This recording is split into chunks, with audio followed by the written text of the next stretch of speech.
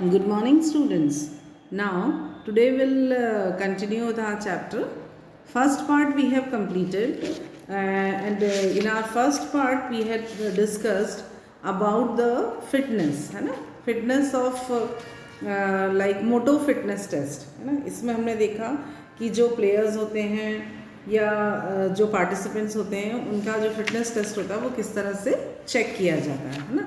अब चैप्टर के second part में हम सबसे पहले पढ़ेंगे कंप्यूटेशन ऑफ फिटनेस इंडेक्स और उसके बाद हम पढ़ेंगे सीनियर सिटीजन फिटनेस टेस्ट। ठीक है, what is the meaning of computation of fitness index. Fitness index को किस तरह से निकाला जाता है। The athletes fitness index score is calculated with the help of two formulas. Now will see what they are. See, यहाँ आप देख रहे हो दो तरह से फिटनेस इंडेक्स को कैलकुलेट किया जाता है। एक शॉर्ट फॉर्म इक्वेशन होती है और एक लॉन्ग फॉर्म इक्वेशन होती है ना। शॉर्ट टर्म इक्वेशन में क्या होता है, 100 multiplied by test duration in seconds divided by 5.5 multiplied by pulse count between 1 to 1.5 minutes, है ना।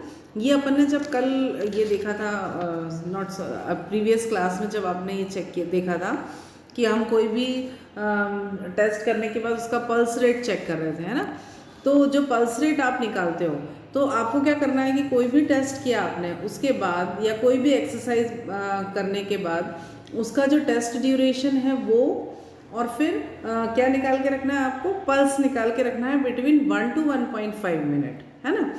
तो अब ये इसको हम क्या करेंगे, उसके बाद न्यूमरेटर में लेंगे 100 multiplied by test duration in second और डिनोमिनेटर में हम ले लेंगे 5.5 into pulse count between 1 to 1.5 minutes. इस तरह से अपना फिटनेस इंडेक्स निकल के आएगा शॉर्ट टर्म में, है ना। वही जब हम लॉन्ग फॉर्म इक्वेशन में निकालेंगे उसको तो न्यूमरेटर तो सेम रहेगा, डिनोमिनेटर में जो 5.5 है उसकी जगह हम उसको 2 से मल्टीप्लाई करेंगे और किससे मल्टीप्लाई करेंगे, sum of heart beats in recovery period. ठीक है, तो the fitness index score is calculated with short term formula.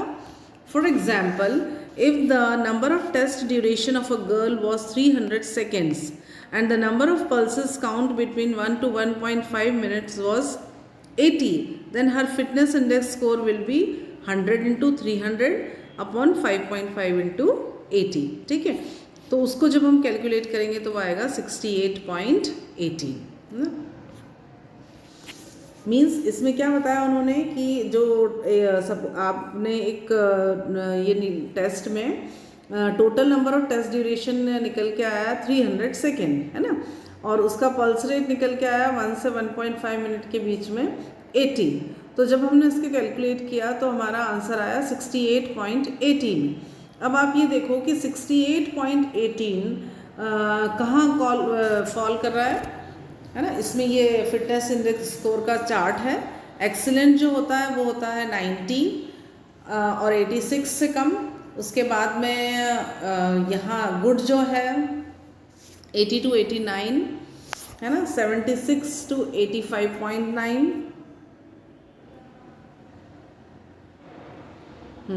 अब ये आप फिटनेस इंडेक्स स्कोर देख रहे हो, इसमें ये पूरा चार्ट दिया हुआ है। Excellent more than 90 for man and more than 86 for women, ऐसे ही पूरा ये चार्ट दिया हुआ है।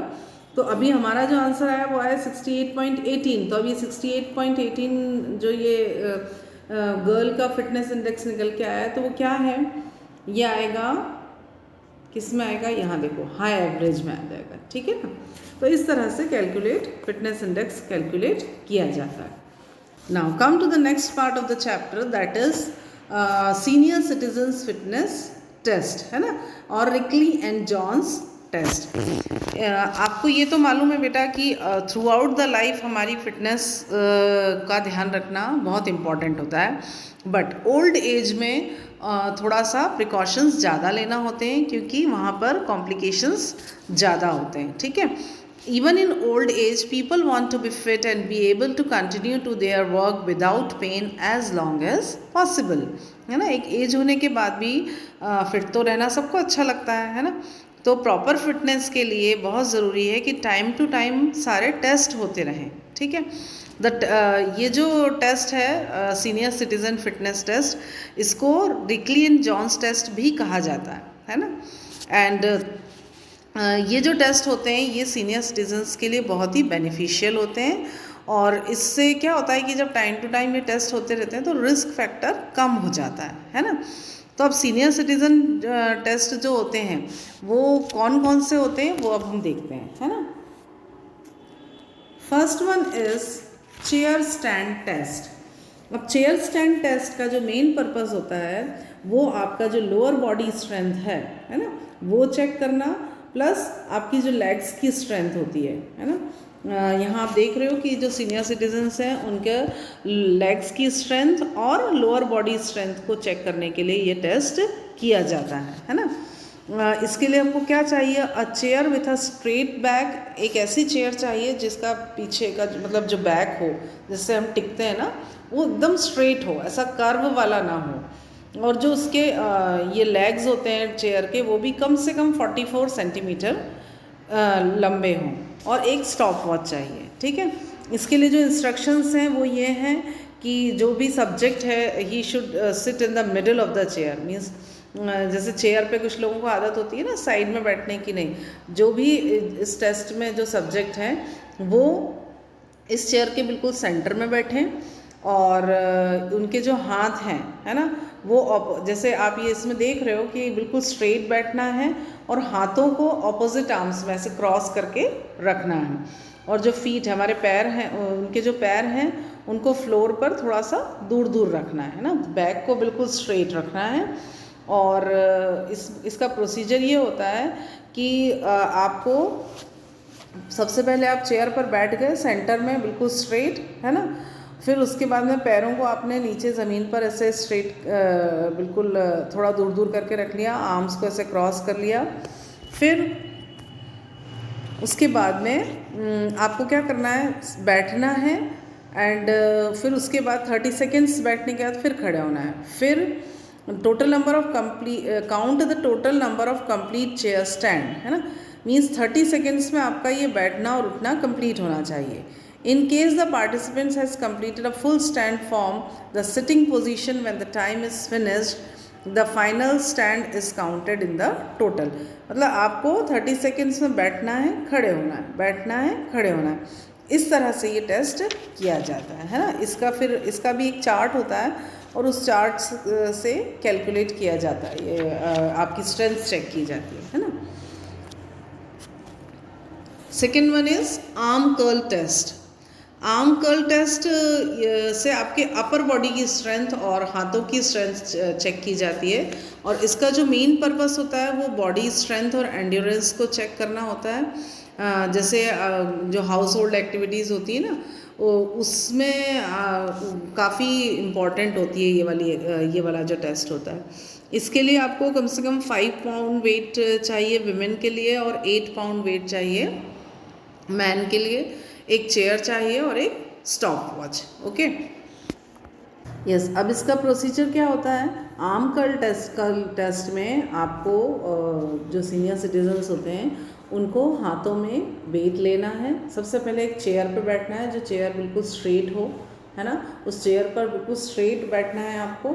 उसके बाद में जो वेट है, वेट को हाथ में लेने के बाद इसका जो कंप्लीट राउंड होता है वो आपको ऐसा हाथ पूरा स्ट्रेट रखना है। स्ट्रेट रखने के बाद जो वेट को आपने होल्ड किया हुआ है, उस वेट को ऐसे सूटकेस होल्ड, मतलब जो हाथ है ना आपका, फिंगर्स जो है ऐसे टर्न होके बॉडी की तरफ आना चाहिए, है ना। तो ऐसे अपन ने पकड़ा, उसके बाद में वेट को अपने शोल्डर तक लाना है, फिर नीचे ले जाना है। जब आप शोल्डर तक ला रहे हो तब आपका आर्म मूव करेगा, और उसके बाद में फिर सीधा हाथ को बिल्कुल स्ट्रेट करना है, और 30 सेकेंड में मीन्स स्ट्रेट से मूव देन अगेन स्ट्रेट, के 30 सेकेंड में एक राउंड कंप्लीट होना चाहिए। तो इसको बार बार रिपीट करना है, और जितना आप कर सकते हो उतनी बार करना है। उसके बाद में फिर सेकेंड हैंड से करना है, पहले एक राइट हैंड से, फिर लेफ्ट हैंड से, फिर राइट हैंड से, फिर लेफ्ट हैंड से।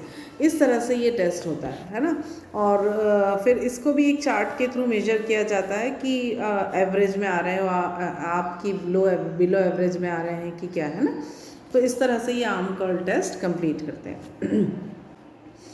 The third one is chair sit and reach test.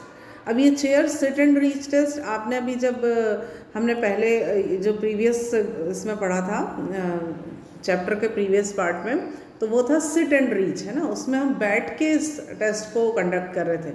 लेकिन chair sit and reach test में क्या होता है कि इसमें सब्जेक्ट को चेयर पर बैठना होता है। इसमें हम क्या करते हैं, लोअर बॉडी फ्लेक्सिबिलिटी को चेक करते हैं, और इससे this which is important for good posture normal gait and patterns, है ना। आपकी बॉडी के पॉस्चर के लिए बहुत इंपॉर्टेंट होता है ये। और इसमें बॉडी की फ्लेक्सिबिलिटी चेक होती है।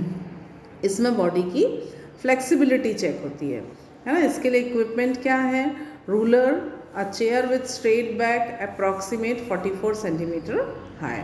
इसमें हमको क्या करना होता है कि जो भी सब्जेक्ट है उनको बोला वो चेयर पर बैठते हैं, एक स्ट्रेट चेयर के ऊपर। फिर इस तरह से एक आपका ये जो पैर होता है इसको लंबा करेंगे और फिर दोनों हाथों से उस पैरों को छूने की कोशिश करेंगे, है ना। One foot should remain flat in the floor while the other leg should be extended. ये आप देख रहे हो, एक पैर की पोजीशन तो जो सिटिंग पोजीशन होती है वही होती है, और जो दूसरा वाला पैर होता है उसको हम स्ट्रेट कर देते हैं, है ना। उसके बाद 90 डिग्री एंगल में बेंट होके हाथों से फिंगर, पैरों के जो टिप्स होते हैं ना उनको छूने की कोशिश करते हैं। और जब ये आप पैरों को छूने की कोशिश करते हैं, मतलब पैरों को छूते हैं, तब इनहेल करते हुए, और जब वापस रिलैक्स पोजीशन में आते हैं तब एक्सेल करते हुए आना है, ठीक है। और ये पूरा एक राउंड होता है और उसको 2 सेकेंड्स में मतलब कम से कम हमको 2 सेकेंड तक रुकना होता है। जब आप ऐसे पैरों को टच कर रहे होते हैं ना, तब कम से कम 2 सेकेंड तक रुकना होता है। और इसका जो स्कोर होता है वो नोट करके फिर ये चार्ट के थ्रू पता लगाया जाता है कि जो सब्जेक्ट है वो कहाँ फॉल कर रहा है। Okay, next one is back stretch test. ये जो टेस्ट होता है ये अपर बॉडी फ्लेक्सिबिलिटी, शोल्डर्स की और अपर बॉडी की फ्लेक्सिबिलिटी चेक करने के लिए किया जाता है ना। और इसके लिए इक्विपमेंट्स हैं और रूलर, सिर्फ हमको एक रूलर की ज़रूरत होती है। This test is performed in standing position. आपको ये ऐसा पिक्चर में देख के समझ में आ रहा होगा किस तरह से किया जाता है। स्टैंडिंग पोजीशन में खड़े होके अपने दोनों हाथों को ऐसे पीछे ले जाके, है ना। तो जो हाथ नीचे से, मतलब आप ऐसे पीछे से जो हाथ नीचे से आप ऊपर ला रहे हैं वो स्ट्रेट रहेगा, मतलब उसमें पाम वाला जो हिस्सा है वो आपको दिखेगा, बाहर की तरफ होगा, है ना। और जो हाथ ऊपर से आ रहा है वो उसमें जो पाम वाला हिस्सा है वो पीछे की तरफ रहेगा, ठीक है। और इस तरह से अपने हाथों को छूने की कोशिश करना है। फिंगर्स को आप जितना पास ला सकते हो, जितना ज़्यादा कवर कर सकते हो, उतना कवर करने की कोशिश कर रहा होता है, ठीक है। इसमें फिर पूरा ट्रायल लेने के बाद इसका भी स्कोर निकाला जाता है और फिर चार्ट की हेल्प से हम पता लगाते हैं कि जो सब्जेक्ट है वो एवरेज में आ रहा है, बिलो एवरेज में या अबव एवरेज में, ठीक है। Another one is 8 foot up and go test. अब इसमें क्या करते हैं, इसका क्या पर्पस होता है, इसको हम इवेल्युएट करते हैं speed, agility and balance of a person check करने के लिए, ठीक है। ये जो इसके लिए इक्विपमेंट चाहिए हमको, a chair with straight back, same वो अभी हमने देखा जो 44 सेंटीमीटर हाई, एक स्ट्रेट चेयर चाहिए, एक स्टॉप वॉच, एक कोन, एक मार्कर, मेजरिंग टेप और एरिया विदाउट एनी हिंड्रेंस, मतलब एक प्लेन एरिया चाहिए हमको, है ना। इसमें हमको क्या करना है, वॉल की मतलब एक वॉल से टच करके एक चेयर को रखना है। उसके बाद में 8 फीट दूर पर एक कोन रखना है हमको, है ना। चेयर से 8 फीट दूर पर एक कोन रखना है। और उसके बाद जो पार्टिसिपेंट हैं वो पहले चेयर पर बैठेंगे, उसके बाद में हाथों को रेस्टिंग पोजीशन में देने के बाद फिर ये आप देख रहे हो कि यहाँ से चल के आना है ना, चेयर से चल के आना है। जैसे ही कमांड मिलता है गो, है ना, स्टॉप वॉच चालू हो जाएगी और हाथों and the participant stands and walk, मतलब चल के खड़े होकर चलना शुरू कर देंगे, ठीक है। As quickly as possible towards the cone, जितनी तेज़ वो चल सकते हैं, है ना। फिर टर्न, ऐसा राउंड आप देख रहे हो, ऐसे राउंड टर्न लेकर उनको वापस आके चेयर पर बैठना है।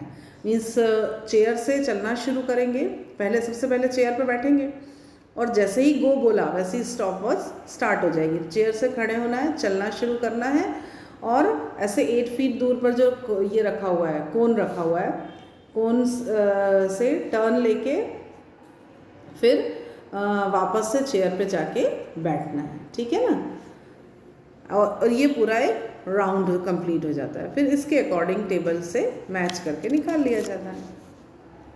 Then the last one is the 6 minute walk test. इसका क्या पर्पस होता है? इसमें हम जो सीनियर सिटीजन्स होते हैं उनकी एरोबिक फिटनेस और एरोबिक एंड्योरेंस को असेस करते हैं, है ना। और ये क्यों इम्पॉर्टेंट होता है? ये मतलब बहुत जैसे लॉन्ग डिस्टेंस पे वॉक करने के लिए, स्टेयर क्लाइंबिंग के लिए, है ना, शॉपिंग पर जाने के लिए, इन चीज़ों के लिए बहुत इम्पॉर्टेंट होता है। इसके लिए हमको चाहिए एक मेजरिंग टेप और एक स्टॉप वॉच।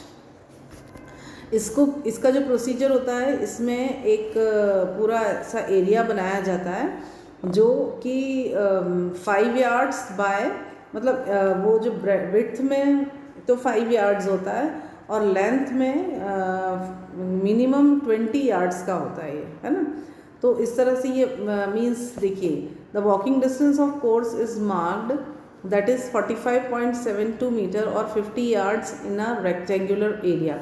मतलब पूरा जो होता है ना ये 50 यार्ड का होता है। कैसे?